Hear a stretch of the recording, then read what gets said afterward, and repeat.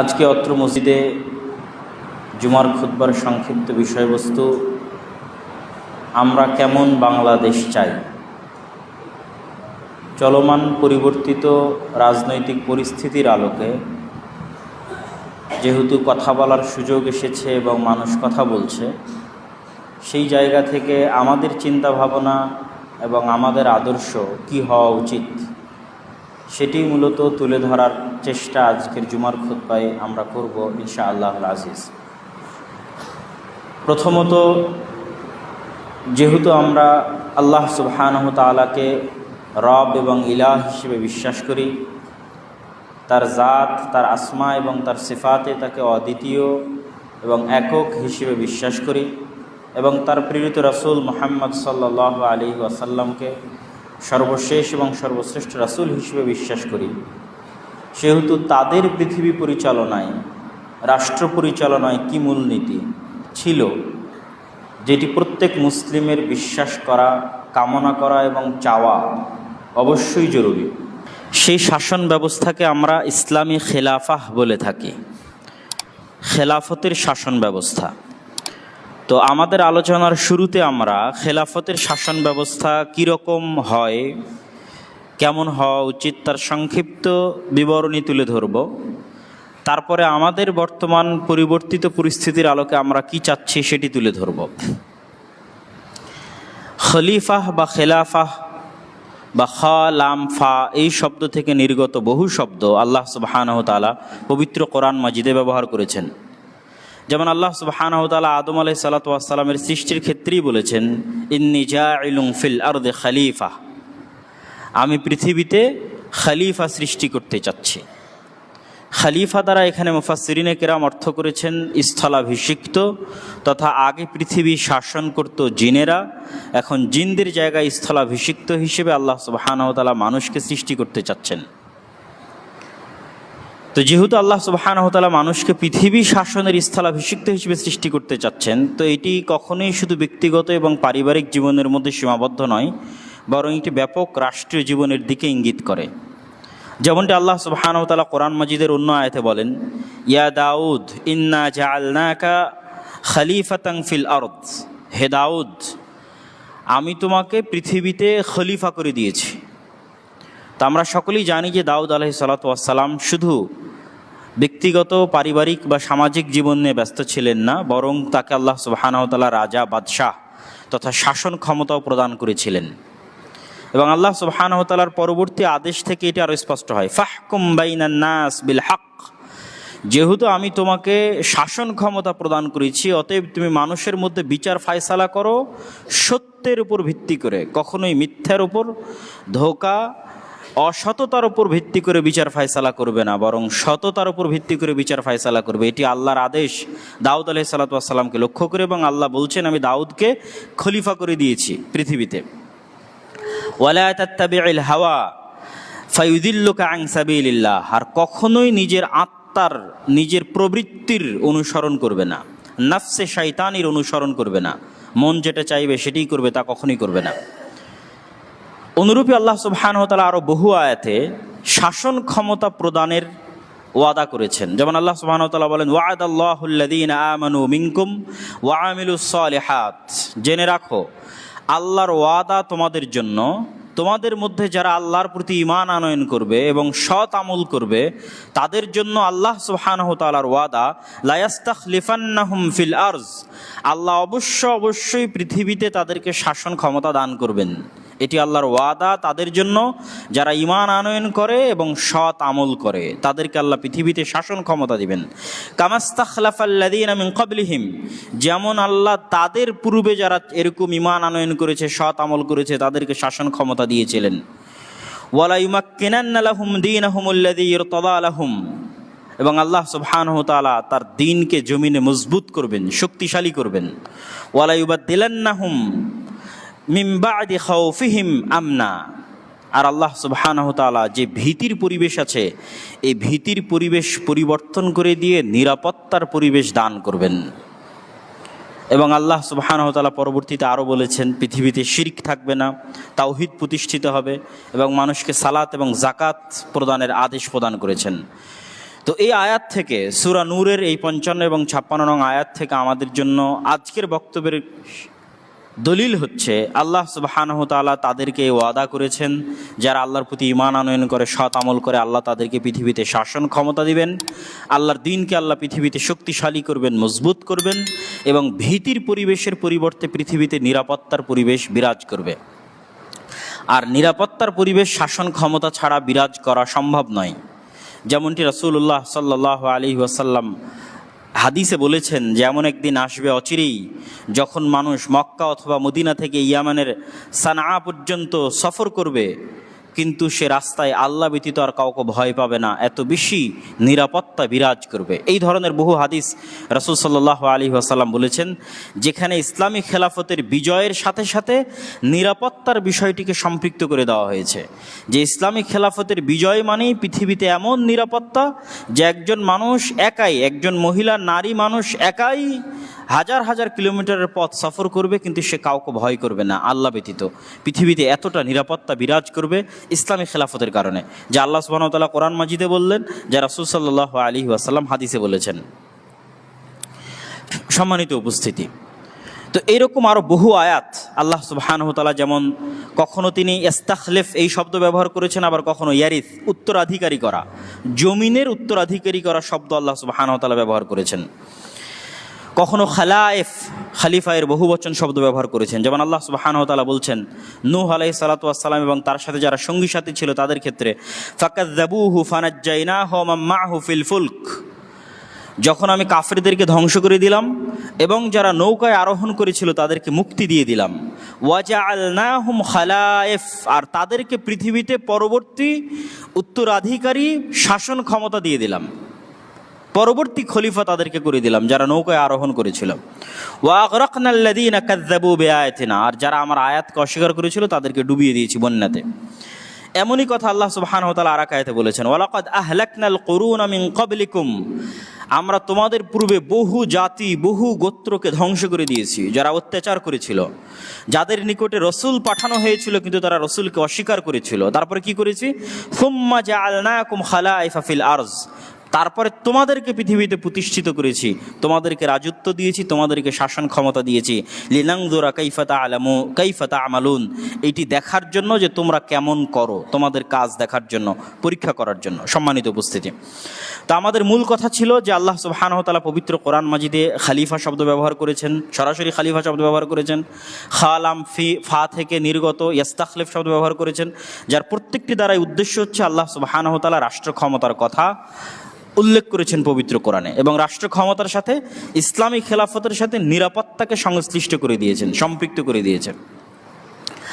এবার আমরা খেলাফত ব্যবস্থা সম্পর্কে রাসূল সাল্লাল্লাহু আলাইহি ওয়াসাল্লামের একটি গুরুত্বপূর্ণ হাদিস দেখি। রাসূলুল্লাহ সাল্লাল্লাহু আলাইহি ওয়াসাল্লাম বলেন, তাকুনুন নবুওয়াত ফীকুম, নবুওয়াত তথা আমি যে নবী, আমার এই নবুওয়াত তোমাদের মধ্যে থাকবে, মাশা আল্লাহ আন তাকুন, যতদিন আল্লাহ চান ততদিন, যতদিন আল্লাহ চান ততদিন আমি নবী হিসেবে নবুওয়াতের রহমত এবং বরকত নিয়ে তোমাদের মধ্যে আছি। সুম্মা ইয়ারফাউহু আল্লাহ ইযা শা, অতঃপর নবুওয়াতের এই বিধান উঠে যাবে, আমি নবী হিসেবে দুনিয়া থেকে বিদায় নিব যখন আল্লাহ সুবহানাহু ওয়া তাআলা চাইবেন। তারপরে কি আসবে, সুম্মা তাকুনু খিলাফা আলা মিনহাজিন নবুওয়াহ, তারপরে খেলাফত ব্যবস্থা আসবে নবুওয়াতের ধারাবাহিকতার উপর। রাসূল সাল্লাল্লাহু আলাইহি ওয়াসাল্লামের নবুওয়াতের ধারাবাহিকতা যেই বিষয়গুলোর উপর প্রতিষ্ঠিত ছিল, যে আল্লাহ সুবহানাহু ওয়া তাআলার একত্ববাদ তাওহীদের উপর প্রতিষ্ঠিত ছিল, ঠিক তার উপরেই প্রতিষ্ঠিত অবস্থায় নতুন ধারাবাহিকতা আসবে হচ্ছে খেলাফা। কতদিন থাকবে, যতদিন আল্লাহ সুবহানাহু ওয়া তাআলা চান, অতঃপর আল্লাহ এই খেলাফত ব্যবস্থাকে উঠিয়ে নেবেন। সুম্মা তাকুনু মালিকান গাসান, তারপরে আসবে তোমাদের মধ্যে অত্যাচারী জালেম রাজতন্ত্র ব্যবস্থা, অত্যাচারী জালেম রাজতন্ত্র ব্যবস্থা আসবে। তাদের এই শাসন ব্যবস্থা ততদিন থাকবে যতদিন আল্লাহ সুবহানাহু ওয়া তাআলা চান।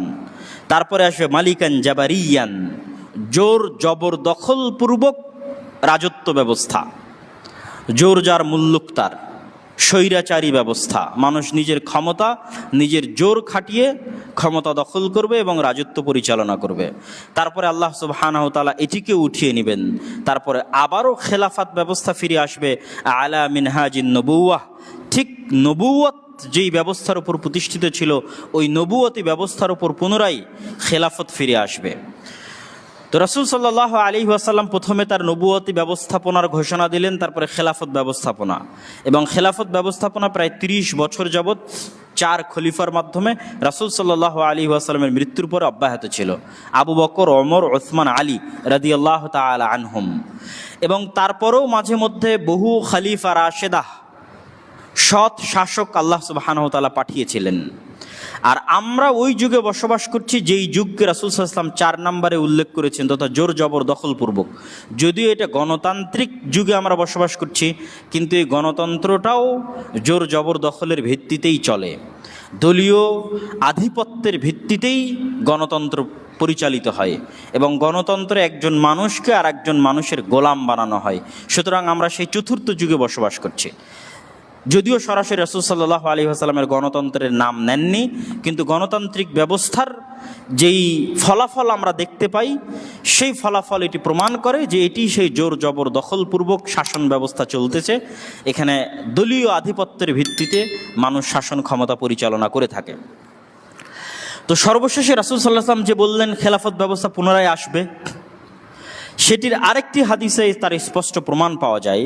রাসূলুল্লাহ সাল্লাল্লাহু আলাইহি ওয়াসাল্লাম বলছেন, পৃথিবীর বুকে আলা বাহরিল আরজ, পৃথিবীর বুকে বাইতু মাদারিন ওয়ালা ওয়াবারিন, এমন কোনো মাটির বাড়ি, এমন কোনো পাকা বাড়ি অবশিষ্ট থাকবে না, ইল্লা আদখালাহুল্লাহু কালিমাতাল ইসলাম বিইজ্জি আজিজিন আও যুল্লি যালিলিন, এমন কোনো মাটির বাড়ি এবং পাকা বাড়ি অবশিষ্ট থাকবে না যেই পাকা বাড়ি, মাটি বাড়িতে আল্লাহ ইসলাম প্রবেশ করাবেন, কোথাও সম্মানের সাথে, কোথাও অপমানের সাথে।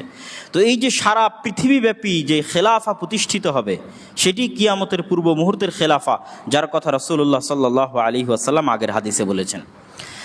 এবার আমরা সংক্ষিপ্তভাবে খেলাফতের কিছু মূলনীতি দেখি, যে ইসলামী খেলাফত ব্যবস্থার কিছু সংক্ষিপ্ত মূলনীতি।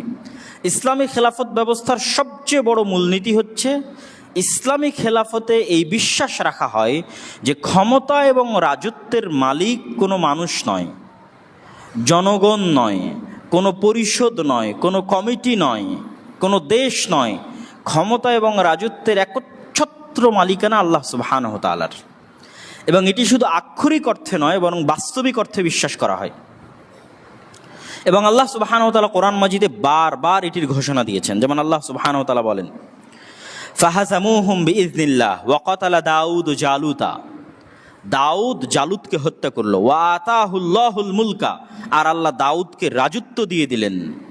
ওয়ালাউলা দাফউল্লাহিন নাস বা'দহুম বিবা'দ, আর আল্লাহ যদি একজন শক্তিশালী দিয়ে আর একজন শক্তিশালীকে পরাজিত না করতেন, লাফাসাদাতিল আরজ, তাহলে পৃথিবী ফাসাদে পরিপূর্ণ হয়ে যেত। তথা ফেরাউনের স্বৈরাচারী ব্যবস্থা যদি টিকেই থাকতো, পৃথিবী ধ্বংস হয়ে যেত। আল্লাহ সুবহানাহু ওয়া তাআলা মুসা দিয়ে ফেরাউনের স্বৈরাচারী ব্যবস্থাকে ধ্বংস করে দিয়েছে। আমরা যেই স্বৈরাচারী শাসককে কিছুদিন পূর্বে হারালাম, যিনি পালিয়ে গেলেন, তার এই স্বৈরাচারী ব্যবস্থা যদি তার মৃত্যু পর্যন্ত অব্যাহত থাকতো, তাহলে ফাসাদ ছড়িয়ে যেত। তো আল্লাহ সুবহানাহু ওয়া তাআলা কখনোই কাউকে চিরস্থায়ীভাবে পৃথিবীতে রাজত্ব দেন না, এটি আল্লাহর মূলনীতি। আল্লাহ কোরআনে বলছেন, তিনি সবসময় কি করেন, বা'দাহুম বিবা'জ, এক শক্তিশালীকে দিয়ে আর এক শক্তিশালীর উচ্ছেদ ঘটান। যেমন আজকের পৃথিবীর যদি সুপার পাওয়ার আমেরিকা হয়, তার আগের সুপার পাওয়ার যদি রাশিয়া হয়, তাহলে তারা থাকবে না। এক সময় তাদের এই সুপার পাওয়ার শেষ হয়ে যাবে, আর এক সুপার পাওয়ারকে আল্লাহ নিয়ে আসবেন। তার আগে যখন উসমানী খেলাফত ছিল, তখন তারা ছিল পৃথিবীর সুপার পাওয়ার। তো এই যে আল্লাহ সুবহানাহু ওয়া তাআলা ক্ষমতার পালাবদল ঘটান, এটি পৃথিবীতে ক্ষমতার ভারসাম্য রক্ষা করার জন্য, মানুষের মধ্যে শান্তি এবং নিরাপত্তা রক্ষা করার জন্য আল্লাহ ঘটিয়ে থাকেন। আল্লাহ সুবহানাহু ওয়া তাআলা বলছেন, কুলিল্লাহুম্মা মালিকাল মুলক তুতিল মুলকা মান তাশা, বলুন আল্লাহ সুবহানাহু ওয়া তাআলাই হচ্ছে সকল রাজত্বের মালিক। তুতিল মুলকা মান তাশা, যাকে ইচ্ছা তাকে রাজত্ব দান করেন। ওয়া তানজিউল মুলকা মিম্মান তাশা, যাকে ইচ্ছা তার কাছ থেকে রাজত্ব ছিনিয়ে নেন। একদম স্পষ্ট ভাষায় আল্লাহ সুবহানাহু ওয়া তাআলা বলছেন, পৃথিবীর সকল রাজত্বের মালিক আল্লাহ। যখন যাকে ইচ্ছা রাজত্বে বসান, যখন যাকে ইচ্ছা তার কাছ থেকে রাজত্ব ছিনিয়ে নেন। একচ্ছত্র মালিকানা আল্লাহর হাতে, মানুষের হাতে সাময়িক সময়ের জন্য পরিবর্তন হতে থাকে। ওয়া তুইজ্জু মান তাশা ওয়া তুযিল্লু মান তাশা, আল্লাহ যাকে ইচ্ছা তাকে সম্মানিত করেন, যাকে ইচ্ছা তাকে অপমানিত করেন। ইন্নাকা আলা কুল্লি শাইইন কাদির, আর হে আল্লাহ আপনি সকল কিছুর উপর ক্ষমতাবান। মুসা আলাইহিস সালাতু ওয়াস সালামও বানু ইসরাইলকে বলেছিলেন, ইস্তাঈনু বিল্লাহ ওয়াসবিরু, তোমরা আল্লাহর সাহায্য চাও, ধৈর্য ধারণ করো। ইন্নাল আরদা লিল্লাহ, এই পৃথিবী একমাত্র আল্লাহর, এই পৃথিবী একমাত্র আল্লাহর। ইউরিসুহা মান ইয়াশা, এই পৃথিবীতে আল্লাহ যাকে ইচ্ছা তাকে ক্ষমতায় বসান। আর অসংখ্য আয়াত আল্লাহ সুবহানাহু ওয়া তাআলা বলেছেন, লিল্লাহি মুলকুস সামাওয়াতি ওয়াল আরজ, আসমান জমিন এবং তার মধ্যে যা কিছু আছে সকল কিছুর উপর একচ্ছত্র আধিপত্য হচ্ছে আল্লাহ সুবহানাহু ওয়া তাআলার। সম্মানিত উপস্থিতি, তাহলে ইসলামী খেলাফত ব্যবস্থার মূল বিশ্বাস কি? যে ক্ষমতার মালিক কোনো মানুষ নয়, কোনো জনগণ নয়। ক্ষমতা মানুষের কাছে সাময়িকভাবে আসে, স্থায়ীভাবে ক্ষমতার একচ্ছত্র মালিকানা আল্লাহ সুবহানাহু ওয়া তাআলার হাতে। ইসলামী খেলাফত ব্যবস্থার দ্বিতীয় সবচেয়ে বড় মূলনীতি হচ্ছে মানুষের সমতা এবং মানুষের জান ও মালের নিরাপত্তা। মানুষের সমতা এবং মানুষের জান ও মালের নিরাপত্তা। ইসলামের নিকটে, ইসলামী খেলাফত ব্যবস্থার নিকটে মানুষের জান ও মালের নিরাপত্তা এত উপরে যে সকল হালাল হারাম হয়ে যেতে পারে মানুষের জান বাঁচানোর জন্য, আর সকল হালালও হারাম হয়ে যেতে পারে, হারামও হালাল হয়ে যেতে পারে মানুষের জান বাঁচানোর জন্য। তথা ইসলামের সবচেয়ে প্রায়োরিটি হচ্ছে মানুষের জীবনের হেফাজত করতে হবে, মানুষের ধন সম্পদের হেফাজত করতে হবে, মানুষের রক্তের হেফাজত করতে হবে। তাহলে ইসলামী খেলাফত ব্যবস্থায় দুইটা জিনিস সবচেয়ে গুরুত্বপূর্ণ, একটা মানুষের সমতা, আরেকটি হচ্ছে মানুষের জীবন।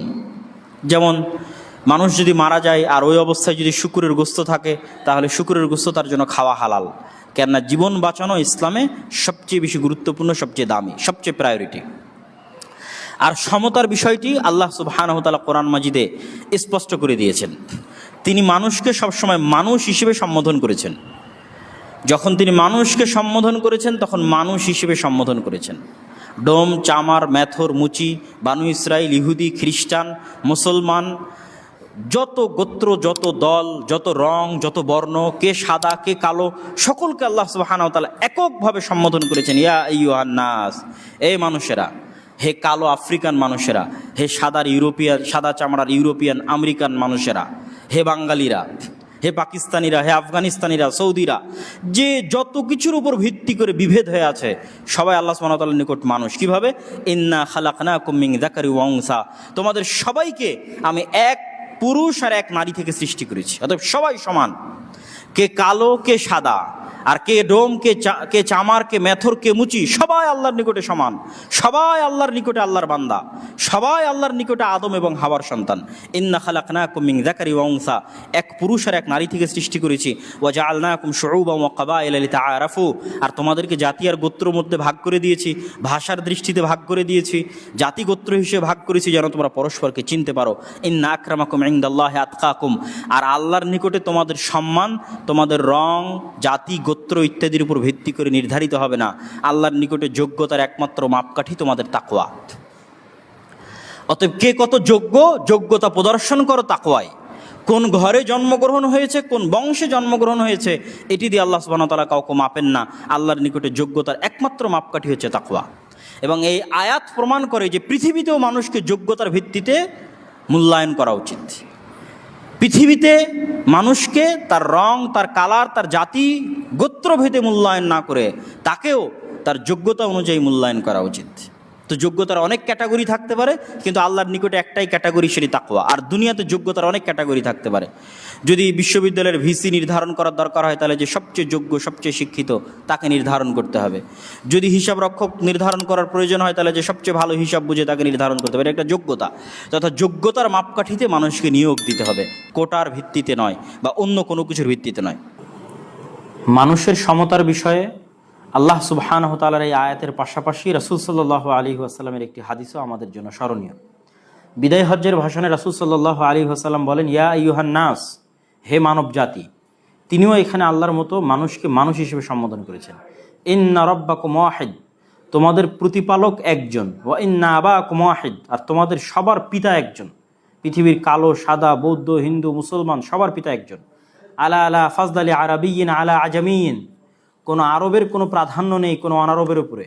ওয়ালা আলি আজামিন আলা আরাবিয়্যিন, আর কোনো অনারবের কোনো প্রাধান্য নেই কোনো আরবের উপরে। ওয়ালা আলি আহমার আলা আসওয়াদ, আর কোনো লাল কালারের ব্যক্তির কোনো প্রাধান্য নেই কালো বর্ণের কোনো ব্যক্তির উপর, আর কোনো কালো বর্ণের কোনো প্রাধান্য নেই কোনো লাল বর্ণের উপর, ইল্লা বিত তাকওয়া, তবে মান মর্যাদা নির্ধারিত হবে তাকওয়া পরহেজগারিতার উপর ভিত্তি করে। সম্মানিত উপস্থিতি, তো রাসূল সাল্লাল্লাহু আলাইহি ওয়াসাল্লামের এই হাদিসও আল্লাহ সুবহানাহু ওয়া তাআলার ওই আয়াতের মতো, যে আয়াতটি আমরা বললাম সেটির মতো স্পষ্ট করে দিল যে ইসলামী খেলাফতে বা ইসলামী ব্যবস্থায় সকল মানুষ এক আদমের সন্তান হিসেবে, এক আল্লাহর বান্দা হিসেবে সমান। তাদের মধ্যে জাত পাত গোত্র বর্ণ কোনো কিছুর ভিত্তিতে কোনো রকম পার্থক্য করা যাবে না। তাহলে আমরা ইসলামী খেলাফত ব্যবস্থার দ্বিতীয় স্পষ্ট মূলনীতি কি দেখলাম? মানুষের মধ্যে সমতা এবং রক্তের সর্বোচ্চ মূল্য, মানুষের জান ও মালের সর্বোচ্চ হেফাজত। 3 নাম্বার, ইসলামী খেলাফত ব্যবস্থায় তৃতীয় সবচেয়ে গুরুত্বপূর্ণ বিষয় হচ্ছে ন্যায়পরায়ণতা। এই 3টে জিনিসের উপরে ইসলামী খেলাফত ব্যবস্থা টিকে থাকে। 1, ক্ষমতার একচ্ছত্র মালিকানা আল্লাহ সুবহানাহু ওয়া তাআলা। 2, মানুষের সমতা, মানুষের জান ও মালের নিরাপত্তা। আর 3 হচ্ছে ন্যায়পরায়ণতা। এই ন্যায়পরায়ণতা আমরা মুসলমানেরা এবং আমরা আলেম ওলামারা মানুষকে বুঝাতে ব্যর্থ। আমরা মানুষকে বুঝিয়েছি ইসলাম মানে শুধু সালাত, সিয়াম, হজ, জাকাত। তখন মানুষ কি করছে? মানুষ যখন এতটুকুই বুঝে নিয়েছে যে ইসলাম মানে সালাত, সিয়াম, হজ, জাকাত, তখন প্রশ্ন ফাঁস করে যে টাকা ইনকাম করছে, সে বলছে আমি প্রশ্নে ফাঁসের টাকা আল্লাহর রাস্তায় দান করি। নাউজুবিল্লাহি মিন যালিক। আর একজন দুর্নীতি করে মানুষের সম্পদ দখল করে হজ করতে গিয়ে মনে করতেছে আমি সকল গুনাহ ক্ষমা করে নিয়েছি। কেন? আমরা মানুষকে ন্যায়পরায়ণতা বুঝাতে পারিনি। আমরা মানুষকে বুঝিয়েছি ইসলাম মানে শুধু সালাত, সিয়াম, হজ, জাকাত। এই জন্য বাংলাদেশের যত ওসি, ডিসি, এসপি, মন্ত্রী, মিনিস্টার, সচিব, যে যেখানে দায়িত্ব পালন করছে, এদের 100তে 100 জন কোনো না কোনো ধর্মীয় প্রতিষ্ঠানের সাথে সম্পৃক্ত আছে। হয় জালসার প্রধান অতিথি, বিশেষ অতিথি, নয় মসজিদ মাদ্রাসার কমিটি। আর অন্তত 60 থেকে 70% মানুষ হজ এবং উমরা সম্পূর্ণ করেছে। আর অন্তত 30 থেকে 40% মানুষ সালাত আদায় করে। কিন্তু আপনি এই একটা মাপকাঠিতে তাদেরকে মাপেন যে এদের কতজন ন্যায়পরায়ণ। এই যে যতজন হাজি, সালাত আদায়কারী, মসজিদ মাদ্রাসার কমিটি, ওসি, ডিসি, এসপি, মন্ত্রী, মিনিস্টার, সচিব, এরা কতজন নিজ নিজ দায়িত্বে ন্যায়পরায়ণ। অথচ তারা দাবি করছে আমরা মুসলমান, এবং তারা মনে করে নিয়েছে এই সালাত সিয়াম দিয়ে তারা জান্নাতে চলে যাবে। এই ব্যর্থতা আমাদের যে আমরা তাদেরকে বুঝাতে পারিনি যে ইসলাম মানে সবার আগে ন্যায়পরায়ণতা। ইসলামের সর্বোচ্চ স্থান হচ্ছে ন্যায়পরায়ণতার। আল্লাহ সুবহানাহু ওয়া তাআলা নিজে ন্যায়পরায়ণ এবং সত্যবাদী, নবী রাসূল পাঠিয়েছেন ন্যায়পরায়ণ এবং সত্যবাদী। এই দুটো বিষয়ের উপর ভিত্তি করে ইসলাম টিকে আছে, সত্য আর ন্যায়পরায়ণতা। ইসলামের প্রত্যেকটা বিধান সত্য এবং ন্যায়। যেমন চুরি করলে হাত কাটতে হবে, এটি সত্য এবং ন্যায়, এটা অন্যায় নয়। আল্লাহ সুবহানাহু ওয়া তাআলা নিজের উপর যেই বিষয়কে সবচেয়ে কঠোরভাবে হারাম করেছেন সেটা হচ্ছে জুলম, অত্যাচার। ইন্নী হারামতু যুলমা আলাইয়া। আর তিনি নিজেকে ন্যায়পরায়ণ হিসেবে ঘোষণা করেছেন।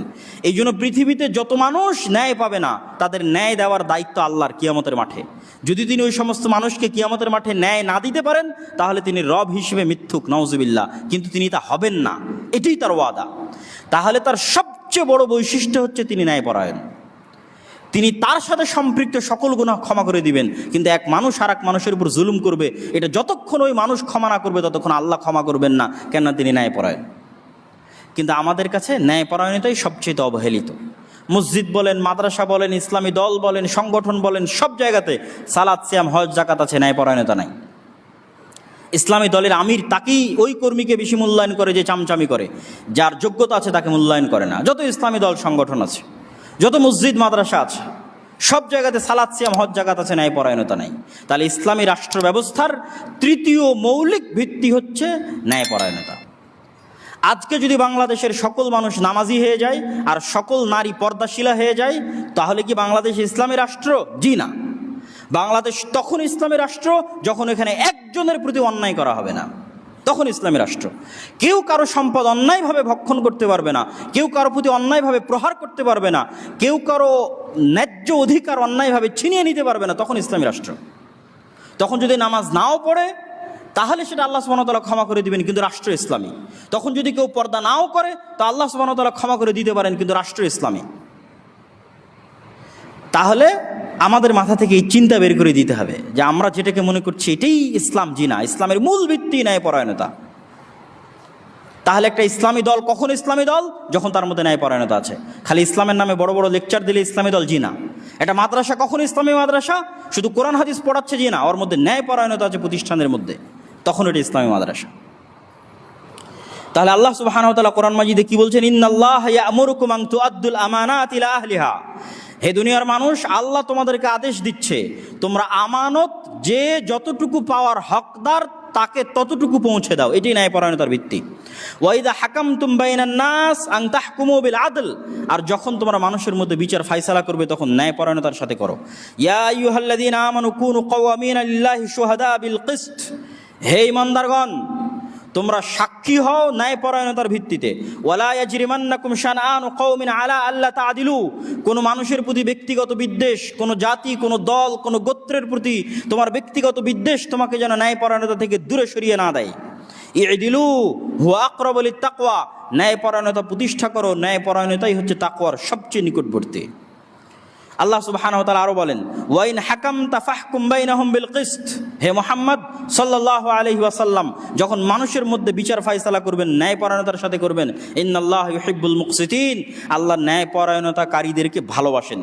ইয়া আইয়ুহাল্লাযীনা আমানু কুনু কাওয়ামিনা বিল কিসতি শুহাদা লিল্লাহি ওয়ালাউ আলা আনফুসিকুম।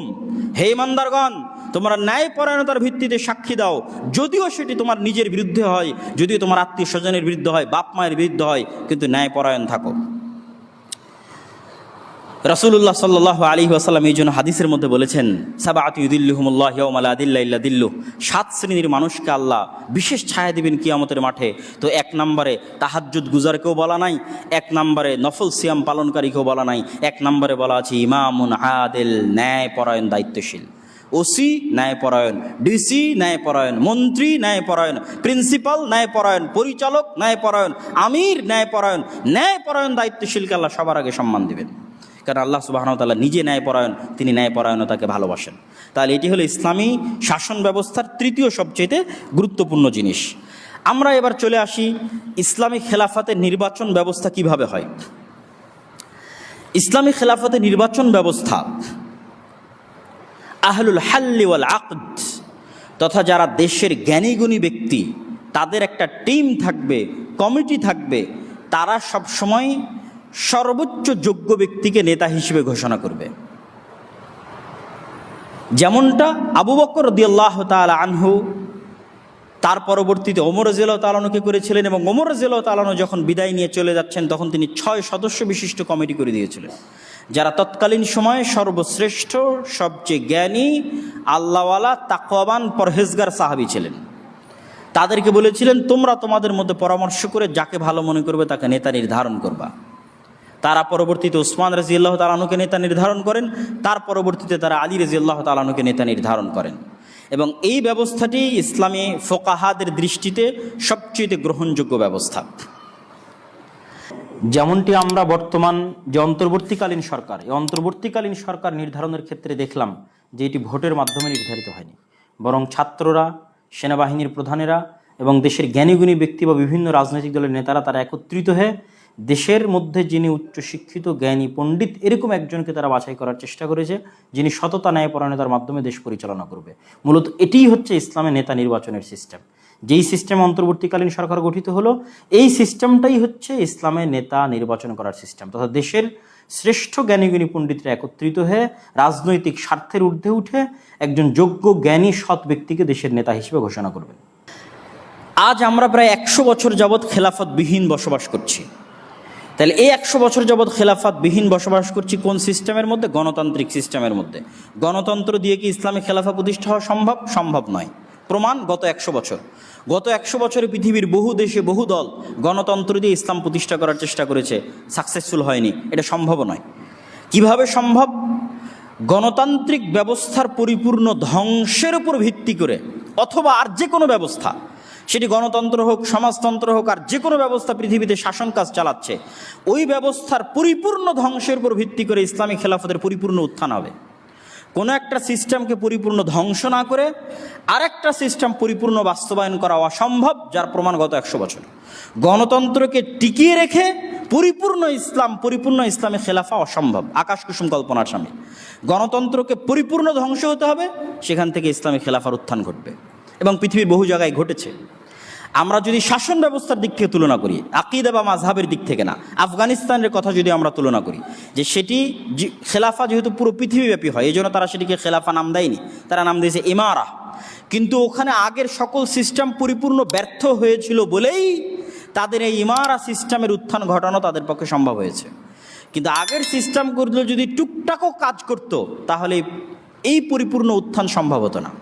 এটাকে পরিপূর্ণ ধ্বংস হলে ইসলামী খেলাফতের উত্থান হবে। কিন্তু যতক্ষণ পরিপূর্ণ ধ্বংস না হচ্ছে, ততক্ষণ আমরা গিয়ে জোর করে ধ্বংস করবো জি না। কেননা আমরা গিয়ে জোর করে ধ্বংস করতে গেলে রক্ত প্রবাহিত হবে নিরাপরাধ মানুষের, যা ইসলামের দৃষ্টিতে আগে সবচেয়ে বড় হারাম। সবচেয়ে বড় হারাম ওইটা, মানুষের রক্ত প্রবাহিত করা। সম্মানিত উপস্থিতি, বাংলাদেশের সংক্ষিপ্ত ইতিহাস হচ্ছে, আমরা যে মানচিত্রে বসবাস করছি, এই মানচিত্র 1947 পাওয়া, 1971 নয়। যে মানচিত্রে আমরা আছি, মানচিত্র 1971 নয়, 1947। কিন্তু 1947 সেই ইতিহাসকে গত 15 বছর ধ্বংস করা হয়েছে বাংলাদেশে।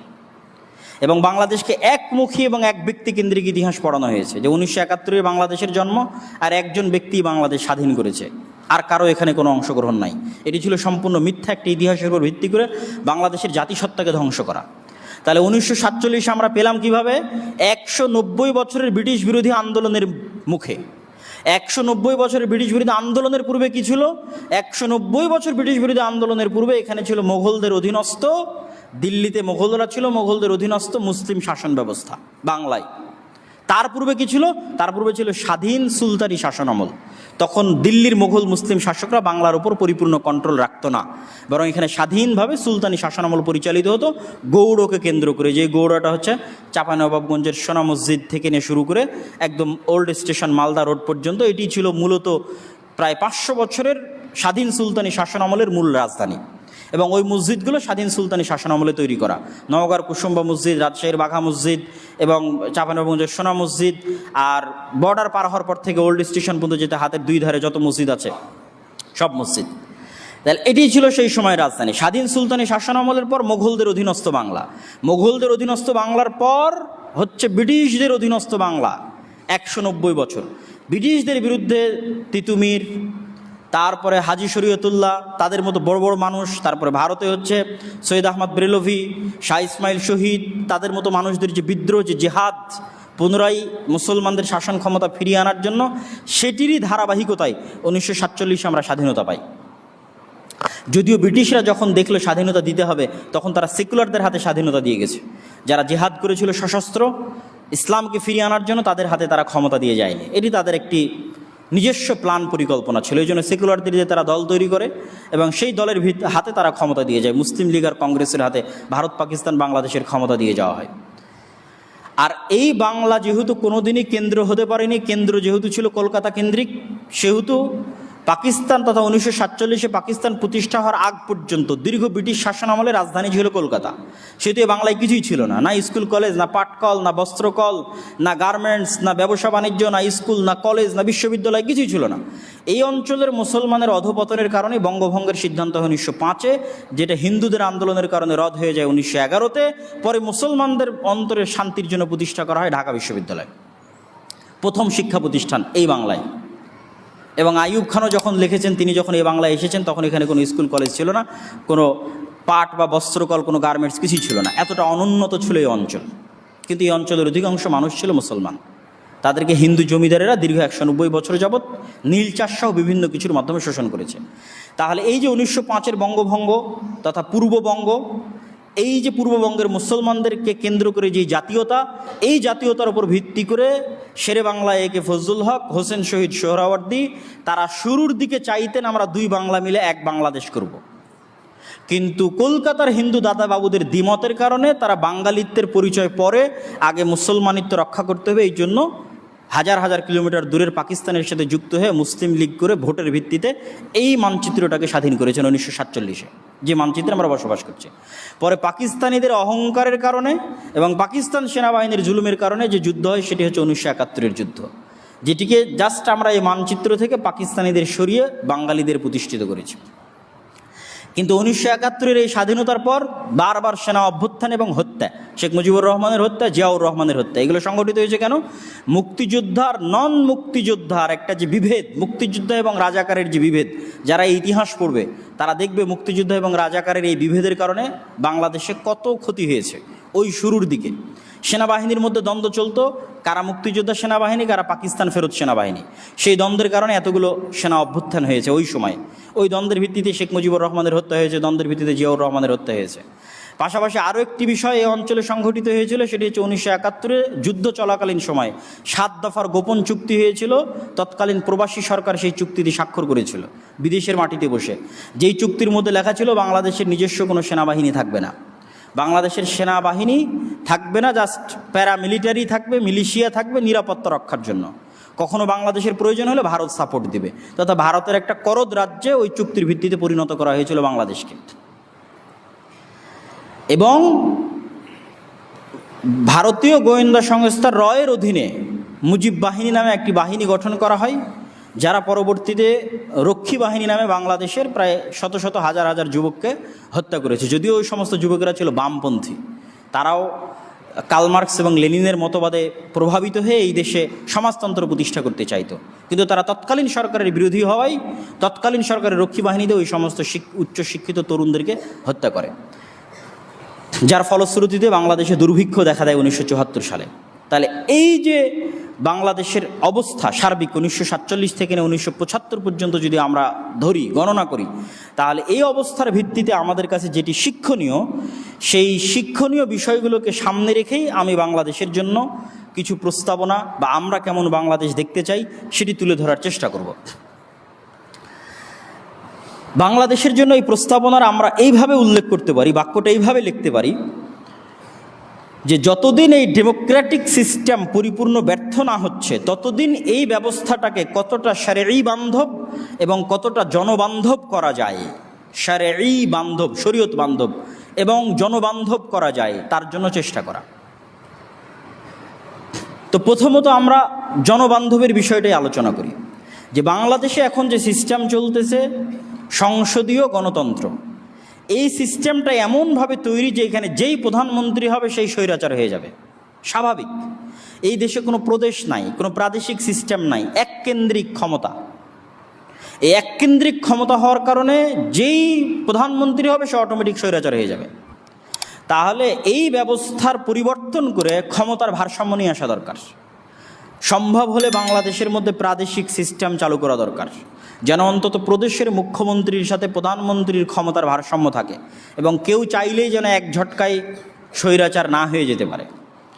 দ্বিতীয়ত, প্রেসিডেন্সিয়াল সিস্টেম এই সমস্ত দেশের জন্য, ভারত, পাকিস্তান, বাংলাদেশের মতো যে সমস্ত দেশে প্রতিষ্ঠান অনেক দুর্বল, প্রতিষ্ঠান মানে পুলিশ বাহিনী দুর্বল, আর্মি দুর্বল, বিচার বিভাগ দুর্বল, এগুলোকে বলা হয় প্রতিষ্ঠান। ইংল্যান্ড এবং আমেরিকায় গণতন্ত্র কেন চলে? ইংল্যান্ড এবং আমেরিকায় প্রতিষ্ঠান শক্তিশালী, পুলিশ তার মতো স্বাধীন শক্তিশালী, আর্মি তার মতো স্বাধীন শক্তিশালী, বিচার বিভাগ তার মতো স্বাধীন শক্তিশালী। যখন প্রতিষ্ঠানগুলো তার মতো স্বাধীন শক্তিশালী হয়, তথা পুলিশ চাইলে প্রধানমন্ত্রীকেও গ্রেফতার করতে পারবে।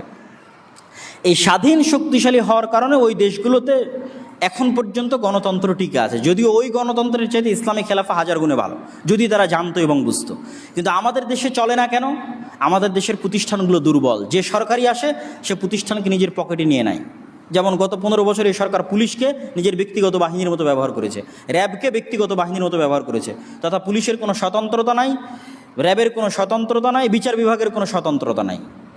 এই জন্য এই সমস্ত দেশে, যেই সমস্ত দেশে প্রতিষ্ঠানগুলো দুর্বল এবং যে কোনো সরকার প্রতিষ্ঠানকে নিজের কুক্ষিগত করে, সেই সমস্ত দেশে প্রেসিডেন্সিয়াল সিস্টেমই বেশি নিরাপদ, যে সারা দেশের জনগণ ভোট দিয়ে একজনকে প্রেসিডেন্ট নির্বাচন করবে, একজনকে প্রেসিডেন্ট নির্ধারণ করবে। এবং ক্ষমতার ভারসাম্য আনার জন্য তৃতীয় যে জিনিসটি এই সমস্ত গণতান্ত্রিক দেশে প্রয়োজন, সেটি হচ্ছে দ্বিকক্ষ বিশিষ্ট সংসদ। আমাদের দেশে এক কক্ষ বিশিষ্ট, ইংল্যান্ডেও দ্বিকক্ষ বিশিষ্ট। ইংল্যান্ডের যেটা উপরের কক্ষ সেটাকে বলে হাউস অফ লর্ডস, যেটা আপার উচ্চ কক্ষ যেটা। এই হাউস অফ লর্ডসে গির্জা থেকে যারা পাদ্রী আছে তারা অটোমেটিক চলে আসে সদস্য হিসেবে, এবং আরও বিভিন্ন বিচার বিভাগ থেকে আরও বিভিন্ন দিক থেকে তারা নির্ধারিত হয় এই হাউস অফ লর্ডসের। একমাত্র যেটা হাউস অফ কমন্স, তারাই নির্বাচিত হয় জনগণের সরাসরি ভোটে। ঠিক আমেরিকার ভোট ব্যবস্থার মধ্যেও ইলেকটোরাল ভোট, যেটি সরাসরি জনগণের ভোট নয়, বরং এই ধরনের কিছু বাছাইকৃত জ্ঞানীগুণী ব্যক্তির তাদের ভোটের মাধ্যমে প্রেসিডেন্ট নির্বাচিত হয়। এই জিনিসটা বাংলাদেশে চালু করার জন্য দ্বিকক্ষ তথা উচ্চ কক্ষ একটা থাকবে, যারা সরাসরি জনগণের ভোটে নির্ধারিত হবে না, বরং তারা দেশের জ্ঞানীগুণী ব্যক্তি হবে। দেশের উচ্চশিক্ষিত বিশ্ববিদ্যালয় থেকে শুরু করে মাদ্রাসা আলেম ওলামা থেকে শুরু করে বিচারপতি থেকে শুরু করে জ্ঞানীগুণী উচ্চশিক্ষিত মানুষগণ সেটির সদস্য হবে, ওই দ্বিকক্ষ বিশিষ্ট সংসদের উচ্চ কক্ষের সদস্য হবে। এবং যে কেউ চাইলে আইন, আজ 350 জনের মধ্যে 300 জন ভোট দিয়ে দিল বা 300 জন 290 জন ভোট দিয়ে দিল, আইন পাশ হয়ে গেল, এই ধারাবাহিকতা তখন কমে আসবে। দুই কক্ষের মতামত গ্রহণ করতে হবে, মতামত গ্রহণ করে তখন সেটিকে আইনে পরিণত করতে হবে, তথা যে কোনো কিছুকে আইনে পরিণত করা কঠিন হয়ে যাবে এবং স্বৈরাচারী ব্যবস্থার ফিরে আসা কঠিন হয়ে যাবে। বাংলাদেশের জন্য আরও যে বিষয়গুলো জনবান্ধব করার জন্য আরও যে বিষয়গুলো বাংলাদেশে চালু করা উচিত, আমরা ধারাবাহিক সেই প্রস্তাবনাগুলো পড়ে আজকের বক্তব্যের আমরা ইতি টানার চেষ্টা করব। প্রথমত, অতি দ্রুত সময়ের মধ্যে সংবিধান সংশোধন করত দ্বিকক্ষ বিশিষ্ট সংসদীয় ব্যবস্থা চালু করা, ইংল্যান্ড এবং আমেরিকার আদলে। দ্বিতীয়ত, প্রেসিডেন্ট পদ্ধতির নির্বাচন ব্যবস্থা চালু করা, এই সংসদীয় প্রধানমন্ত্রী ব্যবস্থা বিলোপ করা। সংসদের উচ্চকক্ষে দেশের শীর্ষস্থানীয় জ্ঞানী গুণী ব্যক্তিগণ স্থান পাবেন, তারাই নির্ধারণ করবেন কারা প্রেসিডেন্ট প্রার্থী হওয়ার যোগ্য। একজন চাইলেও আর প্রেসিডেন্ট প্রার্থী হয়ে গেল, একজন চাইলেও আর প্রধানমন্ত্রী প্রার্থী হয়ে গেল জি না, দেশের জ্ঞানীগুণী ব্যক্তিরাই নির্ধারণ করবেন যে অমুক ব্যক্তি প্রেসিডেন্ট হওয়ার যোগ্য, অনুমোদন দিবেন যে হ্যাঁ সে প্রেসিডেন্ট হওয়ার যোগ্য হতে পারে, তা এদের মধ্যে থেকে মানুষ যাকে চায় তাকে বাছাই করে নিতে পারে। 4, সংবিধানে শরীয়ত বিরোধী কোনো আইন প্রণয়ন করা যাবে না মর্মে একটি ধারা রাখতে হবে। আমরা বলিনি যে সংবিধান সরাসরি শারঈ হতে হবে, কেননা বললেও এটা বাস্তবায়ন হবে না। একটা ডেমোক্রেটিক গণতান্ত্রিক সিস্টেমের মধ্যে দিয়ে ইসলামিক খেলাফা আসে না, যেটা আমি আগে ক্লিয়ার করেছি। কিন্তু ন্যূনতম এতটুকু দাবি আলেম ওলামা, ইসলামী দল, ইসলামী সংগঠনগুলো সরকারের কাছে করতে পারে যে আপনার সংবিধানে অন্তর্ভুক্ত থাকতে হবে যেন ইসলামের সাথে সাংঘর্ষিক কোনো বিধান না প্রণয়ন হয়। এটা আমি একটু খুলে বলি। যেমন চুরি করলে ইসলামের বিধান হচ্ছে হাত কাটতে হবে, তাহলে পরিপূর্ণ ইসলামী খেলাফা আসলে হাত কাটা হবে। আর যখন একটা ডেমোক্রেটিক সিস্টেম আছে, গণতান্ত্রিক ব্যবস্থাপনা আছে, তখন চুরি করলে তার হয়তো 1-2 বছরের জেল হতে পারে। কিন্তু ওই ব্যবস্থা চুরিকে সম্পূর্ণ হালাল বলেনি। যদি এই ব্যবস্থা চুরিকে সম্পূর্ণ হালাল বলতো তাহলে এটা ইসলামের সরাসরি সাংঘর্ষিক হয়ে যেত। কিন্তু এটা পরিপূর্ণ ইসলামী ব্যবস্থাপনা নয়, কেননা চুরি করলে হাত কাটা হচ্ছে না, অন্য আর একটা বিধান আরোপ করা হচ্ছে। কিন্তু অন্তত চুরি তো অপরাধ, তাহলে এটা ইসলামের সাথে সাংঘর্ষিক নয়। তাহলে ন্যূনতম এই জিনিসটা নিশ্চিত করতে হবে যে সরাসরি ইসলামের সাথে সাংঘর্ষিক যেন কোনো কিছু না আসে। যেমন সুদী ব্যবস্থাপনা সরাসরি ইসলামের সাথে সাংঘর্ষিক, ইসলাম বিরোধী। সমকামিতা, LGBTQ এগুলোর অধিকার দেওয়া, এগুলো সরাসরি ইসলাম বিরোধী। এরকম আরও বহু বিষয় আসতে পারে যেগুলো সরাসরি ইসলাম বিরোধী, ইসলামের সাথে সাংঘর্ষিক। সেই ধরনের কোনো কিছু যেন না হতে পারে, এতটুকু ন্যূনতম বিধান যে কোনো গণতান্ত্রিক দেশে অন্তর্ভুক্ত করা যেতে পারে, যেমনটা পাকিস্তানেও আছে। পাকিস্তান একটা গণতান্ত্রিক দেশ, কিন্তু এই ধরনের ধারা সংযুক্ত করা আছে সংবিধানের সাথে।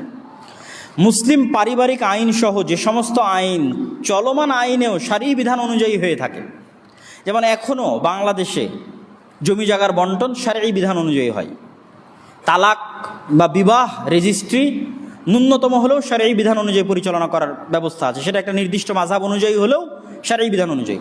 তাহলে মুসলিম পারিবারিক আইন সহ যে সমস্ত আইন শারঈ বিধান অনুযায়ী পরিচালিত হয়, সেগুলোর জন্য সম্পূর্ণ ভিন্ন শারঈ কোড চালু করা, ভিন্ন শারঈ কোড, চলমান আইন থেকে সম্পূর্ণ বাহিরে গিয়ে ভিন্ন শারঈ কোড চালু করা।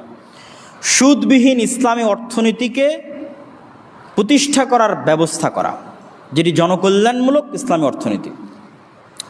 8, জাতীয় সঙ্গীতকে পরিবর্তন করে বাংলাদেশের 1947-এর যে মানচিত্র, 1905-এর যে বঙ্গভঙ্গ, এই মানচিত্রকে ধারণ করে এই রকম জাতীয়তাবোধে উদ্বুদ্ধ সম্পূর্ণ জাতীয় সঙ্গীত দরকার, যেই জাতীয় সঙ্গীত দুই বাংলাকে একত্রিত করে দিবে, আমার এই মানচিত্রকে ভেঙে দিবে বা এই বাংলাদেশকে ভারতের অধীনস্থ করে দিবে, এই রকম মনোভাব সম্পন্ন জাতীয় সঙ্গীত বাদ দিয়ে দিতে হবে।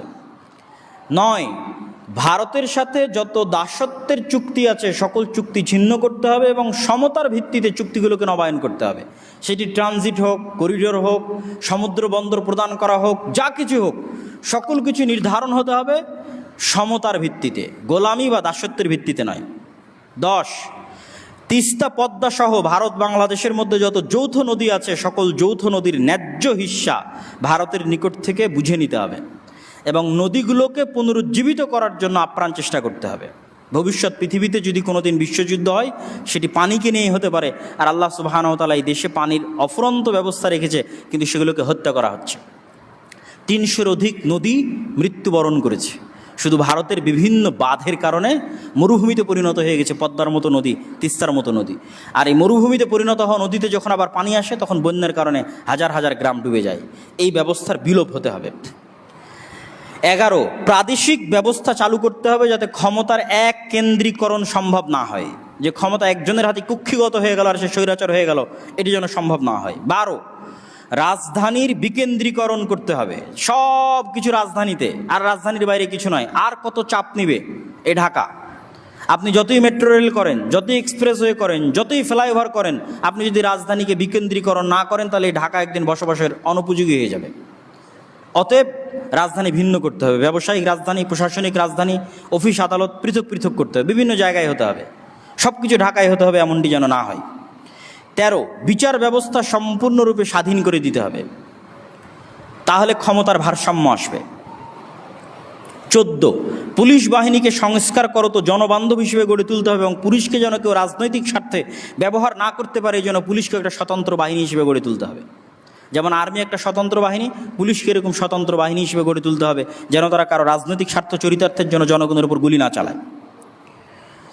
15, বিচার বহির্ভূত হত্যা এবং গুম সম্পূর্ণরূপে নিষিদ্ধ করতে হবে, যা গত 15 বছরে এই সরকারের কালচার ছিল, এবং 1971 থেকে 1975 যে সরকার ছিল তাদেরও কালচার ছিল গুম করা, হত্যা করা। আর বলা যে বন্দুক যুদ্ধে মারা গেছে, র্যাবের সাথে বন্দুক যুদ্ধে মারা গেছে, সম্পূর্ণ বানোয়াট এবং মিথ্যা কথা। ইচ্ছাকৃত হত্যা করা হয়েছে, লেখা হয়েছে বন্দুক যুদ্ধে মারা গেছে। বিচার বহির্ভূত হত্যা শুধুই হত্যা, বিচার বহির্ভূত হত্যা শুধুই হত্যা, আর কিছু না। একজন মানুষকে দেশের প্রধান চাইলে হত্যা করতে পারে না, বিচার ব্যবস্থার মধ্যে অন্তর্ভুক্ত করে তার বিচার হতে হবে, এটি ইসলামও বলে। ইসলামেও বিচার বহির্ভূত হত্যা শুধুই হত্যা, নিছক হত্যা। খলিফা চাইলে একজন মানুষকে হত্যা করে দিলে জি না, খলিফা যাকে অপরাধ করতে দেখছে ওকে বিচার বিভাগে পেশ করবে, বিচারপতি ফায়সালা করবে সাক্ষী সবুতের ভিত্তিতে যে এর কী অবস্থা এবং এর কী ফাঁসি হবে না শুলি হবে না জেল হবে কি হবে সেটার ফায়সালা দিবে। এর একচ্ছত্র মালিকানা কারো কাছে নাই, চাইলেও একজনকে উঠিয়ে নিয়ে গেল আর গুলি করে হত্যা করে দিল, চরম মানবাধিকারের লক্ষণ এবং ইসলামেরও লঙ্ঘন। ইসলামে এটি নিছক হত্যা এবং সবচেয়ে ভয়াবহ অপরাধ হচ্ছে হত্যা। শিক্ষা ব্যবস্থা এবং পাঠ্যপুস্তক নতুন করে ঢেলে সাজাতে হবে, কর্মমুখী, জ্ঞানভিত্তিক এবং আদর্শ ও নীতিভিত্তিক শিক্ষা ব্যবস্থা গড়ে তুলতে হবে। কর্মমুখী মানে আমাদের দেশের শিক্ষা ব্যবস্থা হচ্ছে মানুষ এখান থেকে পড়বে আর শুধু সরকারি চাকরি নেবে, আর কারো কোনো লক্ষ্য উদ্দেশ্য নাই। পড়াশোনা করবে, বিসিএস হবে আর সরকারি চাকরি নেবে বা অন্য কোনো কোম্পানিতে চাকরি করবে। এই যে চাকরি কেন্দ্রিক যে মানসিকতা, এটার থেকে বের হয়ে কর্মমুখী শিক্ষা ব্যবস্থা হতে হবে। মানুষ পড়বে, পড়ে নিজের মতো ব্যবসা করবে, কাজ করবে। যত উন্নত পৃথিবী আছে আজকের আধুনিক বিশ্বে, ভারতের বেঙ্গলোর, হায়দ্রাবাদ, তারা হচ্ছে আইটি সেক্টর দখল করে নিয়েছে সারা পৃথিবীর, শুধু মানুষকে কর্মমুখী শিক্ষা দিয়ে। সরকারি চাকরি কেন করা লাগবে? আইটি সেক্টর দখল করে নিয়ে তারা কোটি কোটি টাকা ইনকাম করতেছে অনলাইনে বসে থেকে, বিদেশে গিয়ে সার্ভিস দিয়ে। এরকম অসংখ্য কর্মমুখী শিক্ষা গড়ে তুলতে হবে যেন মানুষ শুধু চাকরিমুখী না হয়, বরং স্বাধীন হিসেবে কর্মমুখী চিন্তাভাবনা যেন করে। দ্বিতীয়ত বলা হয়েছে জ্ঞান ভিত্তিক, তৃতীয়ত বলা হয়েছে নীতি নৈতিকতা ভিত্তিক তথা ধর্মভিত্তিক। চলমান যে শিক্ষা সিলেবাস আছে সেখানে মানুষকে সেকুলারের নামে, মানবাধিকারের নামে, ধর্মনিরপেক্ষতাবাদের নামে মানুষকে এমন বেপরোয়া স্বাধীনতা দেওয়া হয়েছে যেন মানুষ পশুত্বের স্তরে নেমে আসে। এটি বন্ধ করতে হবে। শিক্ষা প্রতিষ্ঠানগুলোতে ছাত্র রাজনীতি চিরতরে নিষিদ্ধ করতে হবে। এই ছাত্র রাজনীতির পরিবেশ থাকার কারণেই শিক্ষা প্রতিষ্ঠানগুলোতে পড়াশোনা ধ্বংস হয়ে গেছে, বিশ্ববিদ্যালয়গুলো থেকে পড়াশোনা উঠে গেছে। জনগণের অর্থের অপচয় করে মূর্তি এবং ভাস্কর্য বানানো নিষিদ্ধ করতে হবে। তাহলে জনগণের ট্যাক্সের টাকা দিয়ে কেন কোটি কোটি টাকা দিয়ে মূর্তি ভাস্কর্য তৈরি করতে হবে? রাজশাহীতে একটা তৈরি করা ছিল জনগণের কোটি কোটি টাকা দিয়ে, ঢাকাতে এরকম শত শত মূর্তি তৈরি হয়েছে কোটি কোটি টাকা দিয়ে। এটা বন্ধ করতে হবে, এটা জনগণের টাকা, এটা আমানত রক্ষা করতে হবে। এই দিক থেকে তো নিষিদ্ধ, সেটা ভিন্ন কথা, কিন্তু আপনি জনগণের টাকা কেন অপচয় করবেন, নষ্ট করবেন? এটা কখনোই হতে পারে না। 19, কৃষি খাতে ভর্তুকি দিয়ে দেশকে খাদ্যে স্বয়ংসম্পূর্ণ হিসেবে গড়ে তুলতে হবে। খাদ্যে স্বয়ংসম্পূর্ণ হওয়া অনেক বড় ব্যাপার। আমাদের সরকারগুলো মনে করে শুধু রাস্তাঘাট বানাবো আর শুধু ব্রিজ কালভার্ট তৈরি করবো, এটি উন্নয়ন। জি না, উন্নয়ন মূলত দুটো জিনিসের উপর নির্ভর করে। এক, আপনি খাদ্যে স্বয়ংসম্পূর্ণ। 2, আপনি শিক্ষা, জ্ঞান এবং ব্যবসায় উন্নত, স্বাস্থ্যে উন্নত। উন্নত প্রতিষ্ঠান লাগবে, ব্যবসার জন্য উন্নত প্রতিষ্ঠান লাগবে, শিক্ষার জন্য উন্নত প্রতিষ্ঠান লাগবে, জ্ঞান গবেষণার জন্য উন্নত প্রতিষ্ঠান লাগবে এবং খাদ্যে স্বয়ংসম্পূর্ণ হওয়ার জন্য উন্নত কৃষি ব্যবস্থা লাগবে। এগুলোর পিছনে ইনভেস্ট করতে হবে। তা না করে সব টাকা দিয়ে রাস্তাঘাট আর ব্রিজ কালভার্ট তৈরি করবেন আর মানুষ সব জাহেল গণ্ডমূর্খ হয়ে থাকবে, ব্যবসা প্রতিষ্ঠান ধ্বংস হয়ে যাবে। বাংলাদেশে যেমন চামড়া শিল্প ধ্বংস হয়ে গেছে, কুরবানির সময় আপনারা দেখবেন যে চামড়ার কেমন দাম, চামড়া শিল্প ধ্বংস হয়ে গেছে। প্রকাশনা ব্যবস্থা বাংলাদেশে ধ্বংস করা হয়েছে, সকল সরকারি বই কলকাতার প্রেস থেকে ছাপিয়ে আনা হয়। এরকম অসংখ্য ব্যবসায়িক প্রতিষ্ঠানকে ধ্বংস করে দেওয়া হয়েছে। তাহলে আপনার ইনভেস্টটা হতে হবে ব্যবসায়িক প্রতিষ্ঠান গড়ে তোলার জন্য, ইনভেস্ট হতে হবে উন্নত শিক্ষা প্রতিষ্ঠান গড়ে তোলার জন্য, ইনভেস্ট হতে হবে উন্নত স্বতন্ত্র স্বাধীন খাদ্য ব্যবস্থায় স্বয়ংসম্পূর্ণ হওয়ার জন্য। সর্বশেষ বক্তব্যের সর্বশেষের আবেদন, সেটি হচ্ছে বাংলাদেশের আজকের যে অবস্থা, আজকের যে অবনতি, গত 15 বছর আমরা যে জুলুম এবং শাসন দেখেছি, বা 1971 থেকে 1975 যে জুলুম শাসন দেখা গেছে, সেটি মূলত বাংলাদেশকে বিভক্ত করার কারণে দেখা গেছে। মুক্তিযুদ্ধ এবং রাজাকারের উপর ভিত্তি করে বাংলাদেশকে বিভক্ত করে শাসন করতে চাওয়া হয়েছে, যা বাংলাদেশের জন্য ছিল সবচেয়ে ক্ষতিকর। এই জন্য নতুন যারা ক্ষমতায় আসতেছে তাদের প্রতি আমাদের আহ্বান থাকবে, বাংলাদেশের মানুষকে যেন শুধু বাংলাদেশি হিসেবে দেখা হয়। কে মুক্তিযুদ্ধ করেছে, কে মুক্তিযুদ্ধ করেনি, কে রাজাকার ছিল, কে রাজাকার ছিল না, কে এই কোটা আন্দোলনে শরিক হয়েছে আর কে কোটা আন্দোলনে শরিক হয়নি, এগুলোর ভিত্তিতে যেন মানুষকে বাছ বিচার না করা হয়। মানুষকে যেন তার যে ন্যায্য অধিকার, সেই ন্যায্য অধিকার দেওয়া হয় এবং সবার প্রতি সমান দৃষ্টি রাখা হয়। এবং কারো যদি কোনো দলীয় পরিচয় থেকে থাকে তাহলে সেটিকে ক্ষমা সুন্দর দৃষ্টিতে যেন দেখা হয়। কেউ যদি রাজাকার হয়ে থাকে তাকে ক্ষমা করে দিতে হবে, কেউ যদি আওয়ামী লীগ হয়ে থাকে তাকে ক্ষমা করে দিতে হবে। হ্যাঁ, নির্দিষ্ট কোনো অপরাধ করলে তার বিচার হতে পারে, যে সে হত্যার সাথে জড়িত, গুমের সাথে জড়িত, তার বিচার হবে। কিন্তু শুধু আওয়ামী লীগ করে এই জন্য তার প্রতি অন্যায়, জুলুম, অত্যাচার, অফিস আদালত, বাড়িঘর পুড়িয়ে দেওয়া, এটা ওই একই কালচার, যে কালচার গত 15 বছর ছিল। এই কালচারের মাধ্যমে কখনো দেশে শান্তি ফিরে আসতে পারে না, কখনো দেশ উন্নত হতে পারে না। অতএব এই কালচার থেকে ফিরে আসতে হবে এবং মানুষকে ক্ষমা করা শিখতে হবে। আমি মনে করি বাংলার ছাত্র সমাজ এই 2024 সালে যে ছাত্র জনতার গণ অভ্যুত্থান সংগঠিত করেছে, এই ছাত্র জনতার গণ অভ্যুত্থানের মাধ্যমে আমরা শুধু 15 বছরের স্বৈরাচারী শাসন থেকে মুক্তি পাইনি, বরং ভারতের যে দাসত্ব এবং গোলামি ছিল, সেই দাসত্ব এবং গোলামি থেকেও মুক্তি পেয়েছি। পাশাপাশি রাষ্ট্রের মধ্যে মুক্তিযোদ্ধা এবং রাজাকার হিসেবে যে বিভেদ তৈরি করা হয়েছিল, সেই বিভেদ থেকেও আমরা মুক্তি পেয়েছি বলে আমরা ধরে নিতে পারি। এই জন্য আমি এই ছাত্র জনতার আন্দোলনে অংশগ্রহণকারী সকলকে সাধুবাদ জানাতে চাই। আর বিধর্মীদের উপাসনালয় ধ্বংস করা নিয়ে যে অপপ্রচার চলতেছে, আমরা বিশ্বাস করি এটি সম্পূর্ণ অপপ্রচার। দেশের কোথাও সেভাবে কোনো বিধর্মীদের প্রতি কখনো কোনো আক্রমণও হয়নি, মন্দিরও ধ্বংস করা হয়নি। তারপর রাসূল সাল্লাল্লাহু আলাইহি ওয়াসাল্লামের একটা হাদিস বলে রাখি, মান কাতালা মুআহাদান, যে ব্যক্তি কোনো জিম্মি, যাদের দায়িত্ব কোনো মুসলিম সরকার নিয়েছে, মুসলিম রাষ্ট্রপ্রধান নিয়েছে, এরকম কোনো ব্যক্তিকে যদি কেউ হত্যা করে তাহলে সে জান্নাতের গন্ধও পাবে না। মুসলমানেরা জিম্মায় সবাই সমান, রাসূল সাল্লাল্লাহু আলাইহি ওয়াসাল্লামের হাদিস, যে জিম্মা গ্রহণের দিক থেকে মুসলমানেরা সবাই সমান। তথা মুসলিম দেশের রাষ্ট্রপ্রধান যদি বলে আমি একে নিরাপত্তা দিলাম, ওটা মানাও সকল মুসলমানের উপর ফরজ। আর একজন মুসলমান রিক্সা চালক যদি বলে যে আমি একে নিরাপত্তা দিলাম, তাহলে ওটা মানাও সকলের জন্য ফরজ। এটা রাসূল সাল্লাল্লাহু আলাইহি ওয়াসাল্লাম মক্কা যখন বিজয় করেন তখন তিনি বলেছিলেন যে যে কেউ মুসলমান সে যদি কাউকে আশ্রয় দেয় তাহলে সেটা আমার আশ্রয়। মুসলমানেরা তাদের জিম্মায় সবাই সমান। তাহলে একটা মুসলমানের ন্যূনতম সদস্য যদি জিম্মায় সমান হয়, তাহলে একটা রাষ্ট্র যখন কাউকে নিরাপত্তা দিচ্ছে আর আপনি আর এক মুসলমান হিসেবে তাকে হত্যা করছেন, এটি কখনো ইসলাম সম্মত হতে পারে না। সম্মানিত উপস্থিতি, তো বক্তব্যের শেষে আমি আরেকটু বিষয় আরেকবার একটু স্পষ্ট করি, সেটি যে সেকুলার বা ধর্মনিরপেক্ষতাবাদ, এটির যে দর্শন, তারা বলে যে আমরা ধর্মকে শুধু মসজিদের মধ্যে, মন্দিরের মধ্যে, গির্জার মধ্যে সীমাবদ্ধ রাখতে হবে, ধর্ম যেন রাষ্ট্রে না আসে। এটি অত্যন্ত ভয়ঙ্কর এবং ইসলাম বিরোধী একটি বিশ্বাস। আমরা শুরুতে যে ইসলামী খেলাফতের ব্যবস্থা আলোচনা করেছি, ইসলাম হচ্ছে সর্বব্যাপী, সর্বগ্রাসী। মানুষের ব্যক্তিগত জীবন, পারিবারিক, সামাজিক, রাষ্ট্রীয় জীবন সকল কিছু ইসলামের অন্তর্ভুক্ত। ইসলাম নিজেই একটা ভয়ঙ্কর বিশ্বায়ন। জন্মগত মুসলিম কাউকে হতে হবে না, যে কেউ ইসলাম গ্রহণ করলে সে মুসলিম হয়ে যাবে। জন্মগত ব্রাহ্মণ হওয়ার মতো, জন্মগত ইহুদি হওয়ার মতো বিষয় না এটি। এই জন্য সারা পৃথিবী একাই গ্রাস করতে পারে ইসলাম। এবং ইসলামের যে ন্যায় নীতি, ন্যায়পরায়ণতা আছে এবং মানুষের যে সমতা আছে, এটি সেকুলারিজমের চেয়ে হাজার গুণে উত্তম। তাহলে সেকুলারিজমের এই সহজ পাঠ, সহজ বুলি কেন আমাদেরকে আওড়ানো হয়?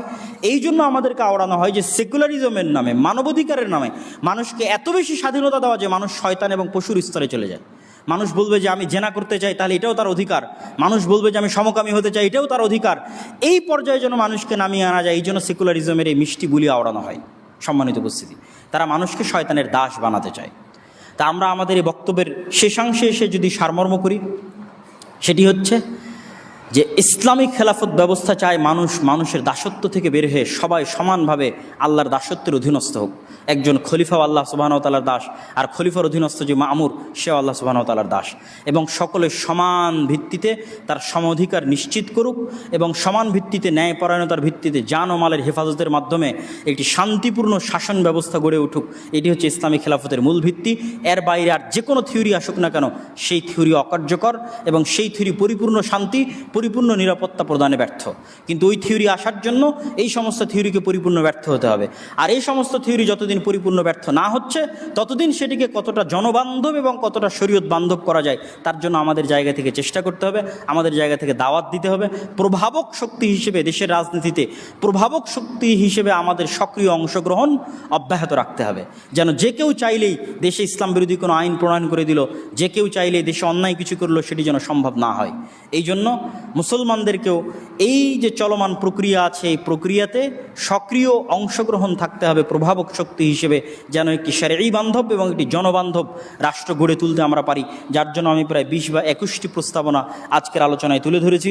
আল্লাহ সুবহানাহু ওয়া তাআলা আমাদেরকে এই তৌফিক দান করুক যেন পৃথিবীতে পুনরায় ইসলামী খেলাফা ব্যবস্থা ফিরে আসে এবং মানুষ সাম্যতার ভিত্তিতে শান্তি এবং নিরাপত্তার সাথে বসবাস করতে পারে। আল্লাহুম্মা আমিন। আর যতদিন সেই ব্যবস্থা ফিরে না এসেছে, ততদিন আল্লাহ সুবহানাহু ওয়া তাআলা আমাদের যেন সৎ, ন্যায়পরায়ণ শাসক দান করে। বাংলাদেশকে যেন পৃথিবীর অন্য কোনো দেশের গোলাম, দাস, অধীনস্থ দেশ হিসেবে পরিণত না করে স্বাধীন এবং সার্বভৌম দেশ হিসেবে বাংলাদেশের মানুষদের বসবাস করার, শান্তি এবং নিরাপত্তায় এবং একটি উন্নত রাষ্ট্র হিসেবে সামনের দিকে এগিয়ে যাওয়ার তৌফিক দান করে। আল্লাহুম্মা আমিন।